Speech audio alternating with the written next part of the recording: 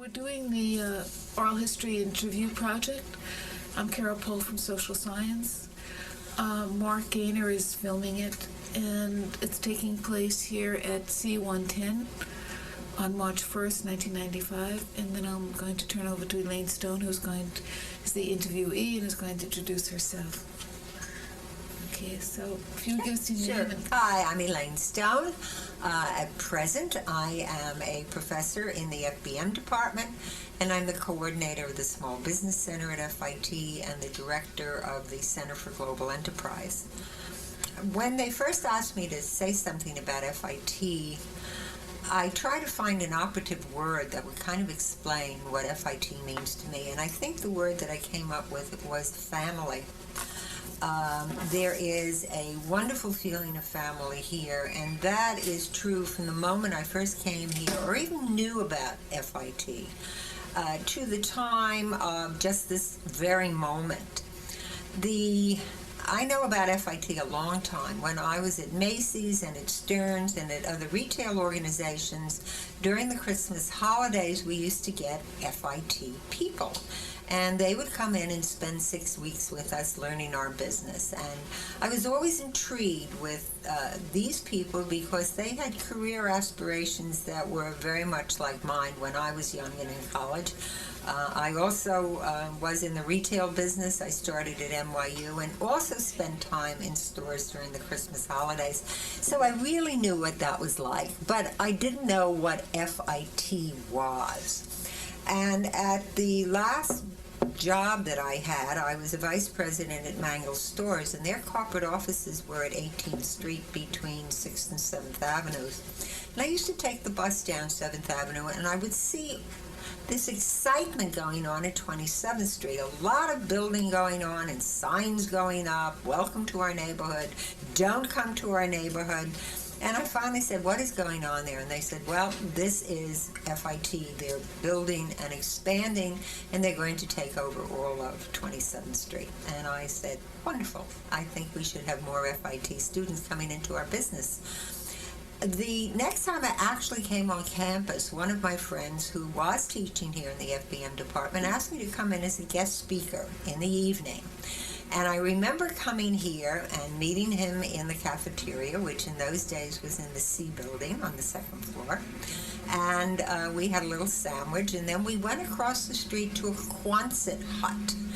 And I was amazed. I said, my goodness, I would never think that classroom and learning was going on in Quonset huts, but it certainly was.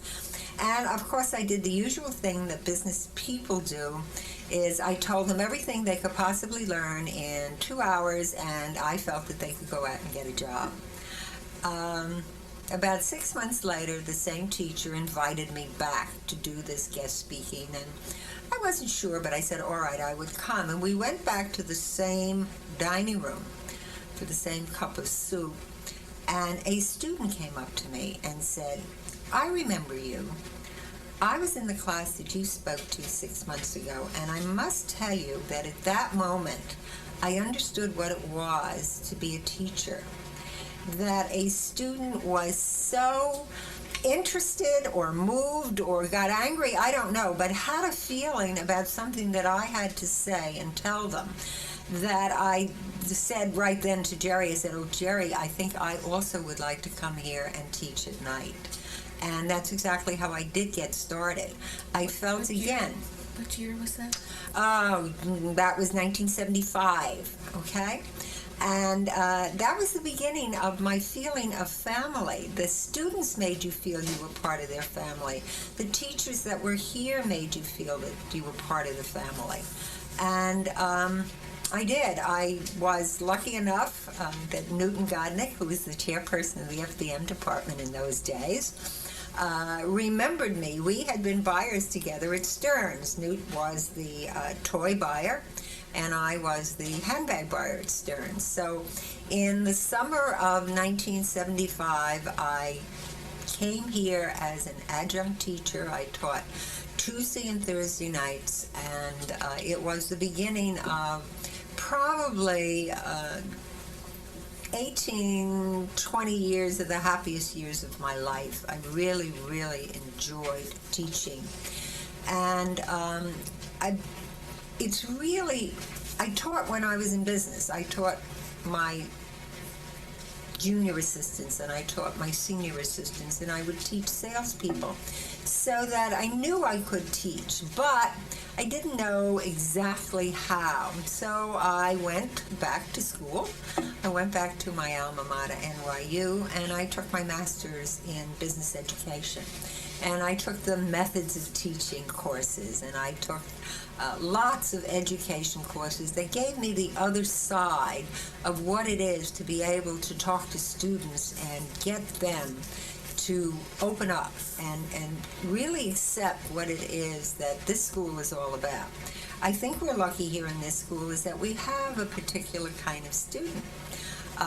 Our student isn't here because Mama says you have to go to school. Our student isn't here because all their friends came here. Our student isn't here because it's the closest place or it has this magnificent pastoral campus. Our students are here because they want to learn what we are here to teach them. And that makes it very special to be a teacher here at FIT. They are already with you. They are already looking at careers at which we've all spent our time.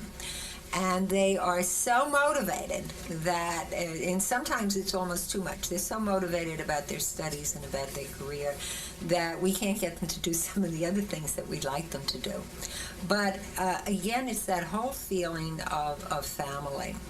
So there I was, an instructor in the FBM department, and I thank all the lovely people at FBM for choosing to hire me officially in 1977 as a full-timer. I think I came aboard in August of 77 as the newest full-timer in the FBM department.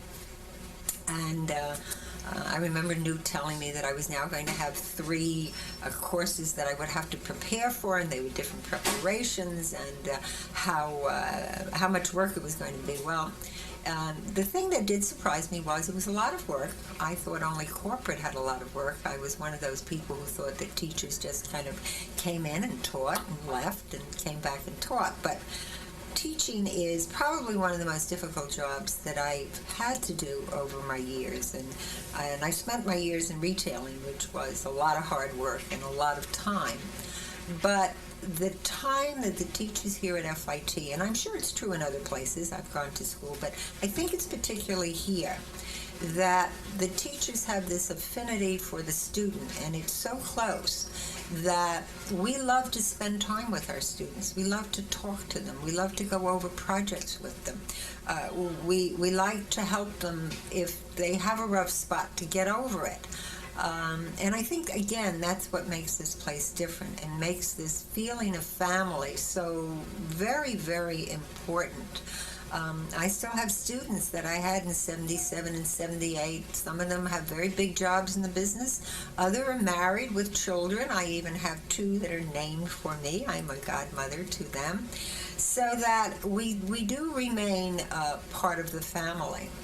But we have great outreach. Having come here with a career in retailing, I had been going around the world for many years as a buyer and a merchandise manager. I had been going to Europe for many years and to the Far East. And when I came aboard here, they were just beginning to outreach to the rest of the world here at FIT, and I was very glad that I was here at that time and able to get started with the outreach to the countries where we've helped them start schools like our own, where we've done wonderful consulting jobs helping them.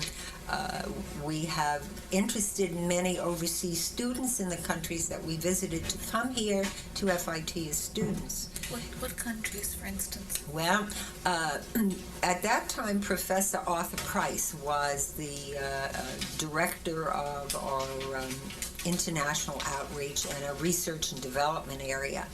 And the first country that we really went to as a school, of a top school looking for outreach, we went to Taiwan. And we went as a team. We took a designer, I believe it was Hilda Jaffe at the time, from the design department. We took an apparel production person, Morty Silverstein. We had, of course, Arthur Price, who was an expert in textiles, and I made up the other part of the team as the marketing and merchandising person, and we worked with the Taiwan Textile Federation. And we think we were very helpful in starting a place for people to go and start companies working together. But the most important thing was that through our visits we met many students there, and I'm very happy to say that there's now an alumni association in Taiwan of students who had come to FIT because of us. Over the years we visited Korea, we visited Japan, we did a very large job in India, and today there is a school there, the National Institute for Fashion Technology, that was started and nurtured by FIT and is considered a very important part of their textile and apparel industry in India. We then went and were very active in the CARICOM, which was in the Caribbean, in the beginning of the CBI initiative that this country did. And we were part of the team that went down at the behest of the government to decide how a 807 rule could work in the Caribbean, and as you all know, it works very, very well. Could you explain an 807 rule? Well, 807 rule, as you know, our industry felt that it was, and still is, very badly impacted by imports. And what the 807 rule was able to do was that if American manufacturers would use American talent to design goods, use American textile, and cut it here in America, it could be sent to the Caribbean for the assembly of the goods, which is usually the most expensive part. And it could be assembled there, and then it was sent back to the United States. And the 807 said that it came back and you only pay duty on the little value added. You did not pay duty on the entire cost. So it was able to keep a lot of jobs here in the States and to keep the industry working here and to keep the design, the cutting, and of course the marketing and sales promotion of the goods here in America. And as you know, right now there's a parity question being done between that and Mexico and NAFTA, but at the last word, the CBI initiative is still there, and they are giving it the same kind of support that NAFTA has. What countries in the Caribbean did you go to? Well, let's see. We went to we went to Jamaica. We went to St. Lucia. We went to, oh goodness, you caught me on that one. There were 7 or 8 of the Caribbean islands that we did visit, and the team split up, and each of us would visit 1 or 2 islands, and then we all met in Jamaica, in Barbados, particularly, which is where the meeting was held, to bring our findings, and all these things were done from that. Of course, you know about Mota. I'm sure other people have spoken about Mota, but what I'm trying to bring out Could you is... tell us about Mota? Nobody has spoken about. Oh, well, Mota is a school in Italy that, again, was started with the support and expertise of the family of FIT. It again was an idea of the Italians, and yet they needed the FIT expertise to do that. And today there's this lovely school in Florence, Italy, known as Mota, where Italian students are educated. However, there is a program there for FIT students and American students, and again, it's our outreach into what we realize has to happen, and that's the global outreach of education and of students. In fact, we go back even to before I came here to Shankar College in Italy, in Israel. Shankar College, again, was started with the interest and love and time of FIT professors who went and worked with the Israelis and the Israeli government and the textile and apparel industry here to start a school in Israel. Today it's a very, very extensive, well-known school.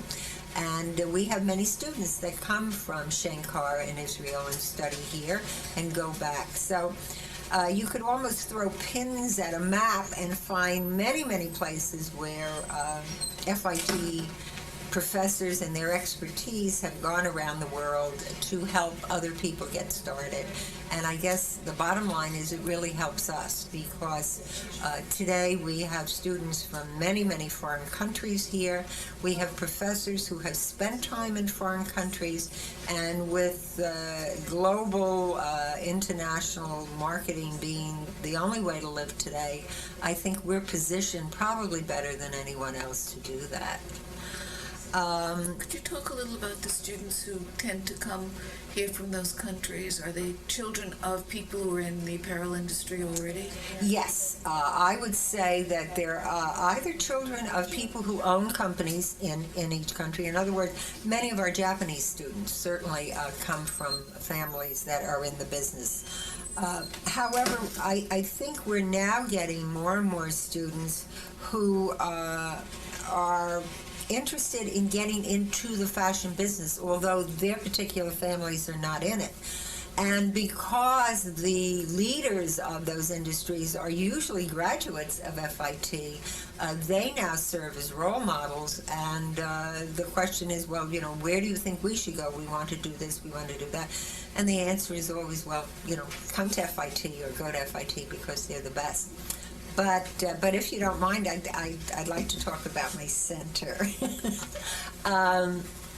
I am the coordinator of something called the Small Business Center here at FIT.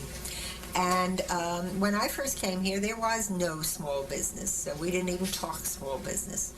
But about 15 years ago, Marvin Feldman, who was president of FIT at the time, drew together a group of us and sent us away from the campus. In fact, he sent us out to Long Island to some lovely conference center where we could commune with one another for a long weekend and discuss the world of entrepreneurship and discuss what entrepreneurship means in an industry like ours.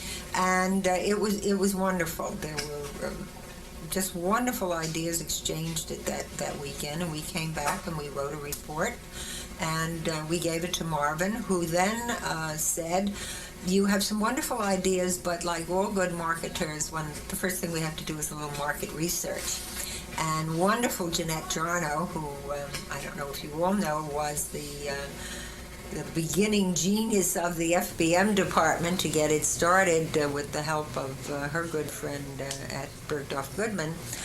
She undertook the research among our present students, our continuing ed students, and the industry at large as to how important it would be for us to offer to the general FIT student some courses, some workshops, some symposium about owning your own business. And we were really shocked.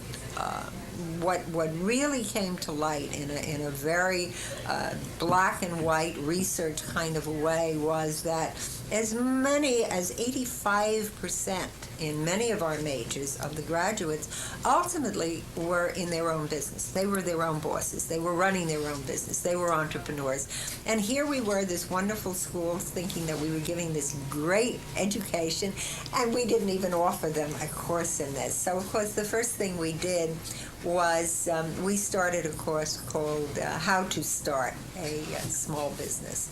And it seemed to be very well accepted, particularly by chair people in the art and design area, in the photography department, in the interior design department, in the illustration, because they really knew that their students would have to be entrepreneurs and were going to be in business.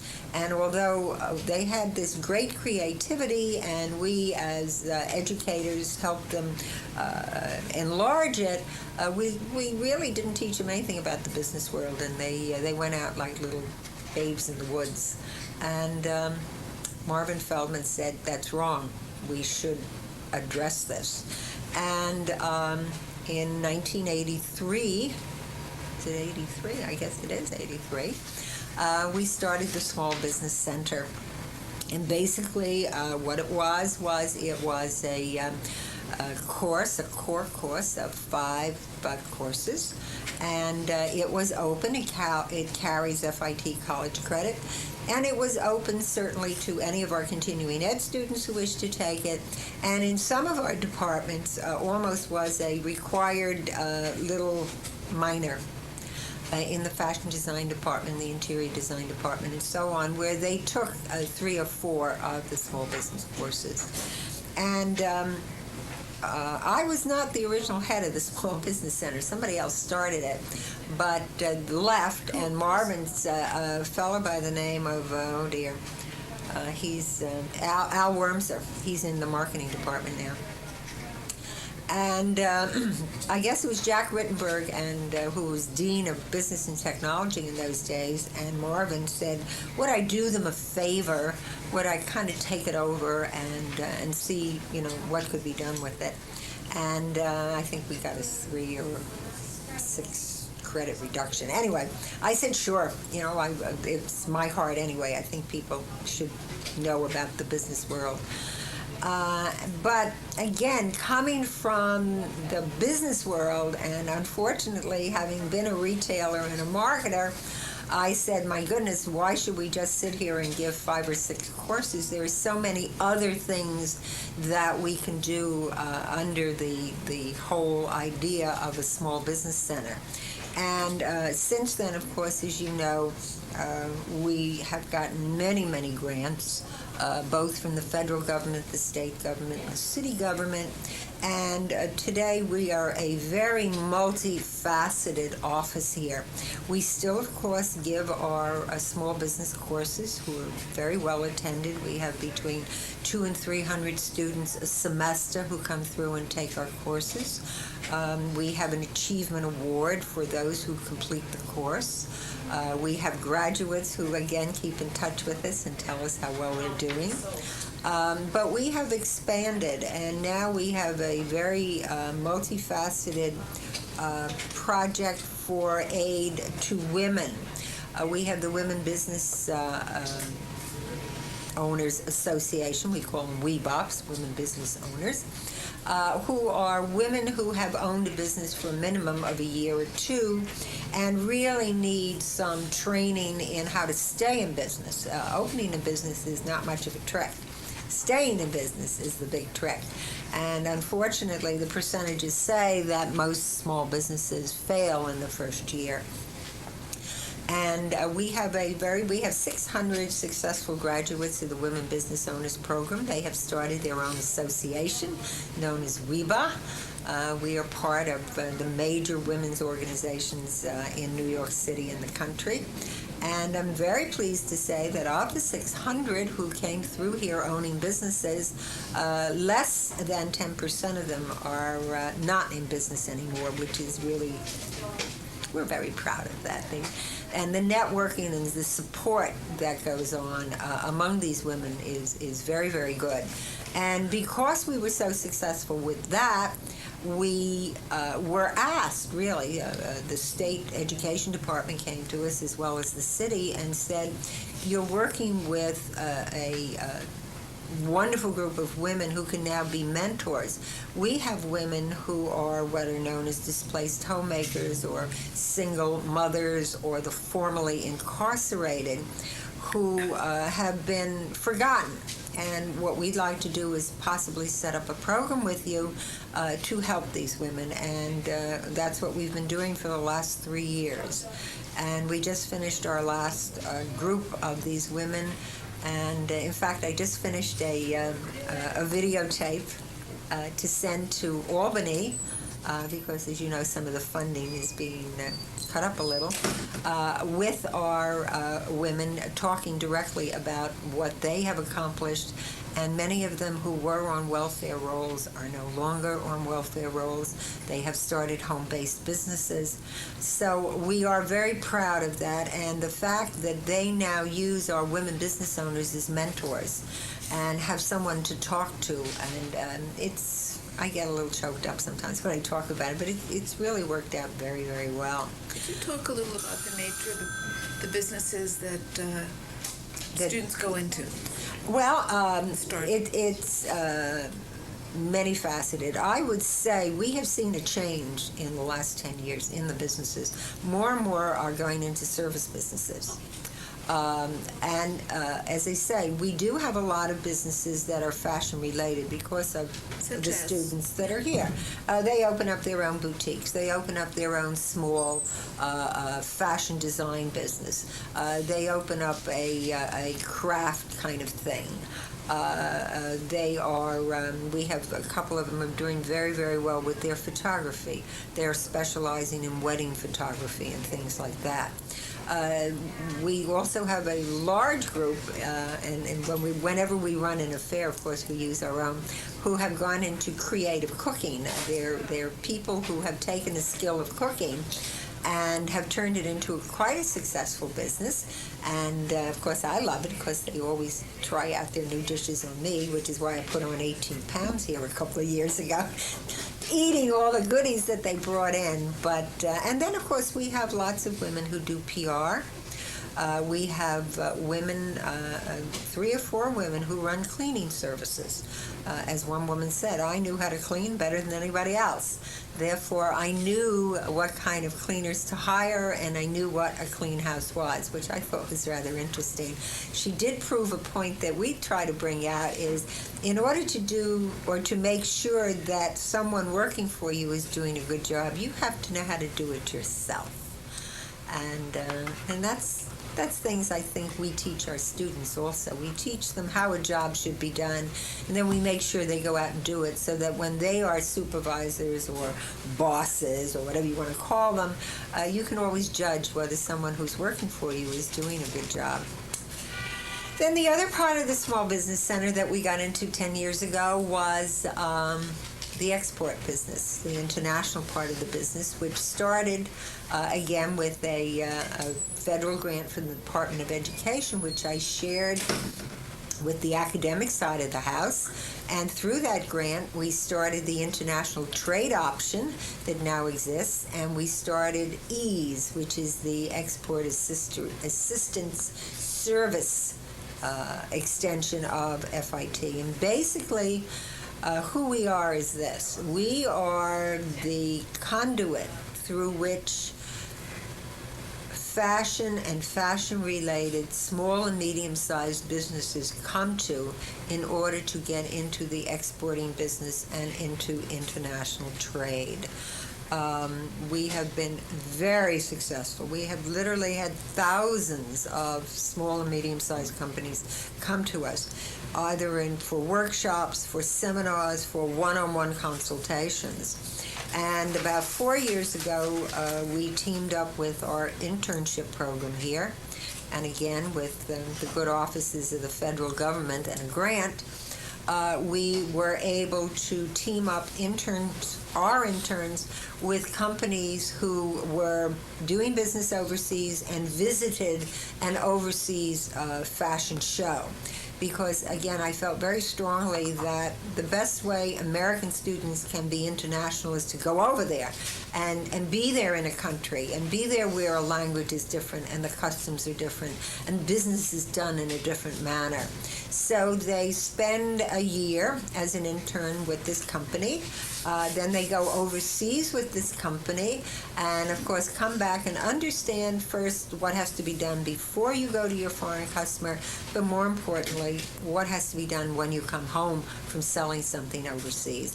And that has been very, very successful. And all of our interns, and we just had to send a report to the government, so that's why I'm up to date on it. Every one of them have gotten super jobs at much higher starting salaries than normally because of the overseas and international experience that they were able to get. And You're talking about jobs in this country? jobs in this country, yeah. Some of them, of course, got full-time jobs with the companies they were interns for, but others moved out of New York. They weren't new, as you know, we have lots of students that come from other states, and their jobs were, most of the starting salary jobs that our kids got, I don't know whether this should be on this, but you can edit it out, were somewhere around $28,000 or $30,000, which I think is very, very good in our industry. And all the employers said the same thing. It was because of their being able to understand and do and see and experience overseas and what global marketing is all about. They were able to get that.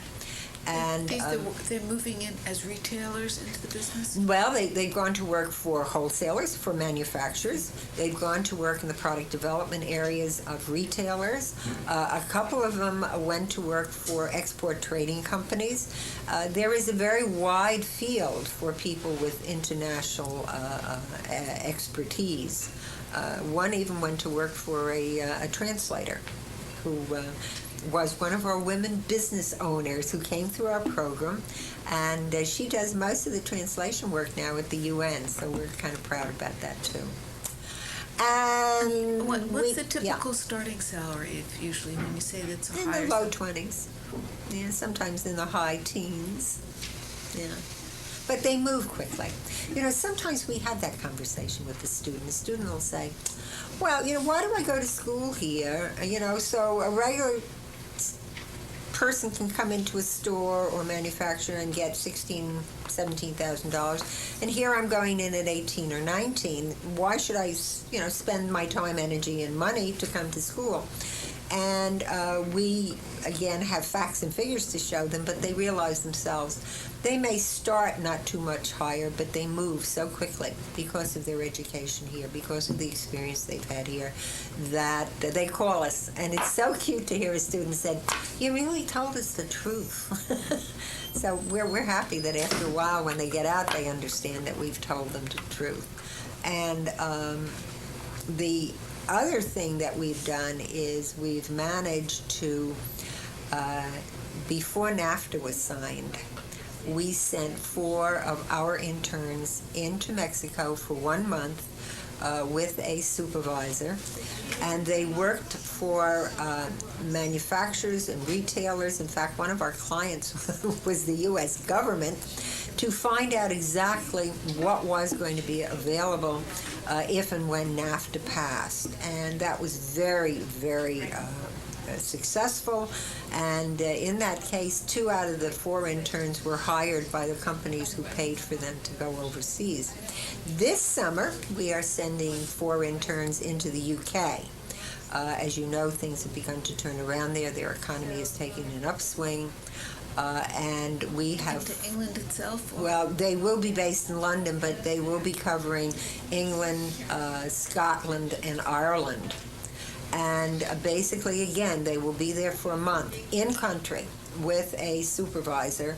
And we've already made a trip. We have had an okay from both the federal and state governments for the students to make use of their offices, and we're now lining up American companies who pay for this and are very excited about it, and of course so are we. It's wonderful for us. What are the American companies Well, paying for? it depends if it's a manufacturer, basically what they're looking for is what is the potential market for their particular product.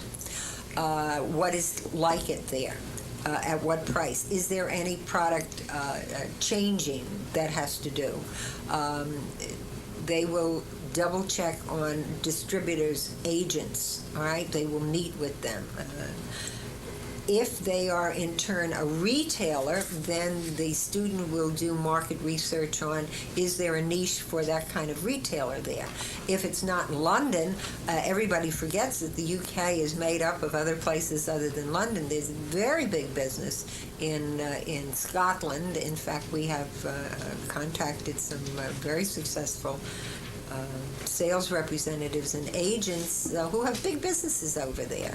And that's what these students will be doing. But again, they'll be doing it 7 days a week in country. And we have learned that this kind of a marketing research in-depth like this done by a so-called professional company would run anywhere from $25,000 to $50,000. We only charge the manufacturer $2,000. So. And it's not because it's not worth $25,000. In fact, we have some wonderful letters from people who said this was as good or better than what we've had done by professional market researchers. Again, our students really are terrific. They are just dynamite. And let's see, what else are we trying to do here? Do you work with the local small businesses? Any linkages with? Oh, yes, we have great linkages. I serve on lots and lots of boards. I am vice chairman of the District Export Council, which is the federal government appointed by the Secretary of Commerce. In fact, I had to have an FBI check, and I had friends calling me and saying, "Are you in trouble?" And I said, "What are you talking about?" "Well, the FBI just called us." I don't know why on earth I needed clearance, but thank God I got it. And as I say, I serve as the vice chair on that. I'm chairman of the International World Trade Week for the New York and New Jersey area, and we have our awards luncheon at the World Trade Center in May. But I basically work very closely with all the local development, economic development things. I work closely with all the small trade association, like the Small Retailers Trade Association. I work very closely with the trade associations, the AAMA and GITIC. I mean, there's a whole list of them. And what's GITIC? GITIC is the Garment Industry Development Corporation. And we, as one person explained it, we were at a meeting the other day because the federal government is trying to set up what they call export assistance centers, where, as you know, the Department of Commerce and the government at large, under whether it's Republican or Democrat, doesn't make a bit of difference, very, very interested in getting American manufacturers and service providers to export to the rest of the country, because the more exports we do, really, the more jobs there'll be here. So they want to make sure that they're going to give qualified and quality assistance to these people. And I happen to sit on that small panel. And what we realized was, I'm just filling out a matrix, is that many of us do this service, but some of us do it a little better in certain areas than others. You don't mean FIT, do you? Well, we're part of it. Okay? And we're such a unique part of it, though, that the Deputy Assistant Secretary of State kind of made the announcement that anything that had to do with fashion and fashion-related subjects should come through FIT. So we were really pleased about that, because he did realize that we have the expertise here. We understand that business better than, say, a local chamber of commerce would understand it. But we work with all of them.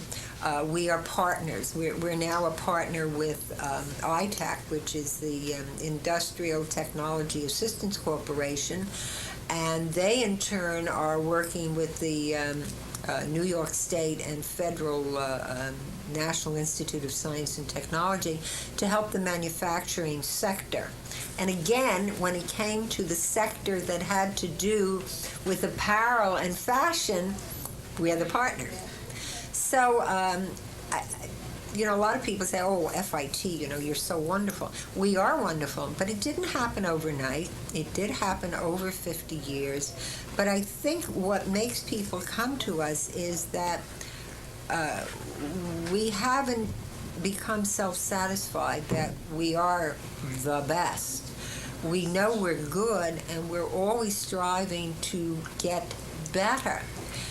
We are a business of change, and I think, and I know I'm using the word business, and this is a school, but again, we're a school of business and technology and art and design. You can see I'm from the B&T division. The art and design division says we're a school of art and design, business and technology. But no matter how wonderful creativity is, it has to be thought of in some ways as a business. And I think that is what is helping make or look into the next 50 years even more exciting, is that we've always been on the cusp or wave or whatever you want to call it of what's happening. We've also realized that being on that wave is wonderful, but now we have to be just a little bit ahead of the wave. We have to know from what direction that wave is coming, because we have to prepare our students for that. And I think that, again, is a strength of this school. Was it this past Sunday that 60 Minutes did that terrible thing on teachers? Yeah, I think it was either 60 Minutes or something, which talked about schools where all the teachers were really doing research or sitting doing development, and they weren't out there teaching the student. That basically was what that program was showing.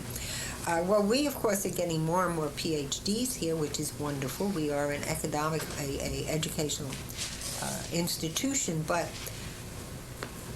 including our PhDs, our people are out in our industry on a daily basis. Our people know what's happening. Because of these wonderful connections, we don't just sit and read the paper. Many times we are the people they quote in the papers. We are always talking to friends of ours who are currently in the business, both here and overseas, so that we are keeping the student not only up to date, but we are helping them look into the future. And as I say, in our business, if you can't see the future, you are going to get blindsided. And I think that's why our students love this place and love the teachers. And that is, we are all speaking the same language. We are all speaking about a business that we love, that those of us who have done it before have loved it and now want to instill that same feeling into the next group of people who are going to go out and do what we loved. We don't, maybe we do envy them in a little way. I don't know. Every once in a while I say to myself, geez, maybe I could get started again all over again. But I do get started again every time a student of mine goes out into the market. Every time a student of mine calls me and says, remember what you told us in FM 121? Well, I just did it. It really makes you feel that it's all worthwhile. And certainly, as you've seen and heard from all the people here, the first 50 years have certainly been worthwhile. And it would seem to me that the next 50 years are going to be even more worthwhile. It's going to be a different world. We're going to keep up with it. We are going to send out leaders in an industry that is international and an industry that creates, I think, as an industry with all the surrounding parts, we are the largest producer of jobs of any industry. And I think that's a pretty exciting thing. Could you spend a little time talking about your books? Oh, yes. Well, I wrote 3 books. I couldn't find a copy of the 3rd book, but I wrote 3 books. The first book is called Fashion Merchandising, which is an introduction to the business that I love, okay? It tells them what it's all about in the fashion business and what merchandising is all about. I wrote a second book after this called Fashion Buying, which really just talks about the buying and selling of goods. And as I say, I couldn't find a copy. Isn't that embarrassing? And just recently, because I feel so strongly about it, I wrote Exporting and Importing Fashion, which I'm told is used by lots and lots of people as a guidebook almost in their own business on how to do business overseas, how to get through customs, how to pack, what intermodal is all about, and all those good words that we use in the business. And I'm happy to say that I certainly use the book here, and they're used all over the country. And I don't have it, it's upstairs, but this book is translated into Japanese. They use it in the schools in Japan. Isn't that exciting? It is. It's twice the size, you know. But again, they're all, I hope, student-friendly because our students love it. They like to come to class. I have friends who teach in other places who look at me and say, I can't get over you. You mean your students actually stay awake in class? And I say, yep, they actually stay awake in class. So these are the exciting things at FIT. Have things changed at FIT? Yeah, sure, things have changed. If they didn't change, my goodness, we'd still be one building with the dining room on the second floor. Things have to change. Things have to grow. Sometimes when we grow and get larger, some things miss. Some things are put aside. But that is progress, and that's growing ahead, and that's really going where, what is it, Star Trek says, up to where men have never been before or something. Well, we're going to be there too. And some things do change. What is never going to change about FIT is that A, we're student-centered. B, we serve an actual industry. And C, I really say this from my heart and from my experience of really very dedicated people who work here to serve the student and serve an industry. And if I sounded like I'm a little bit on a soapbox, maybe I am. As I say, I've had 18 absolutely fabulous years here. I feel like I could put in another 18. I don't know if I'll be able to, but I'd like to see what the student is going to be like in the year 2000. Of course, they'd probably like to see what I'm going to look like by the year 2000. But as I say, hooray for the first 50 years, and I'm looking forward to the next 50 years. Just in closing, Yeah. can we just touch upon your background? You said you worked in retailing. Well, yes, I am a graduate of NYU, and my first job was at Macy's on their executive training squad. And in those days, you spent a whole year on the squad, and you spent a month in each department. In other words, I would spend a month in accounting and spend a month in wrap pack. I can still wrap a package better than anybody else. And I spent 5 years at Macy's. I became the handbag buyer there. I then went to Stearns when Stearns was on 42nd Street, which it was in the Middle Ages. No, it was a long time ago. And I was the handbag and accessories buyer there. I then went to Philadelphia for Lit Brothers, which was part of City Stores, where I merchandised accessories, children's wear, and intimate apparel. And then I came back to New York City, and I was vice president and merchandise manager for Mangle Stores, which was a chain of 160 lady stores, primarily in the South, and 30 discount stores in the Middle West. And I will tell you that, unfortunately, during those days, Mangles, like many others, went bankrupt. They went into Chapter 11, and they cut back to a very, very small company, and basically I was out of a job, which was kind of a startling feeling after 20 years in the business. And I remember at the time, I was offered the job of a merchandise manager for the whole main floor at Gimbel's, when Gimbel's was on 32nd Street. And I turned it down, and my friends all said, "Oh, you're making such a terrible mistake." And that was when I said, I had just begun to teach here at night. And I said, I love it. And that's when I went back to school to get my master's And of course, when Gimbel's closed about 10 years ago, I said, oh, did I make the best move? Was I right in coming here? And as I say, I have enjoyed every moment of my time here. And the word enjoy is really the right word. I really enjoy coming to work every morning. And I try to tell this, and I enjoy going to work before that. I like to come to work, all right? I don't stay anywhere where I don't find it exciting and a joy to come to work, because I say to the students, you must leave a place that when your alarm clock rings and you say, ooh, I don't want to get out of bed, I don't want to go to work, that's not the job for you. You should go somewhere else. And it happened to me once or twice, and I did. I moved, but I've never had that feeling about coming to work here. So. Thank you very much. My pleasure. Okay. I do. I love it. Great. Well, your enthusiasm comes through, and it's fascinating. It's interesting. I didn't know the development of the center. Oh yeah, we've really. In fact, Marvin once said, what are you trying to do? And I said, but Marvin, why shouldn't we? Right. Why shouldn't we? And once he said to me, I was arguing about charging a fee for something, and he said, Elaine, we're a nonprofit organization. I said, yes, but we don't have to take advantage of it. Come on. Great.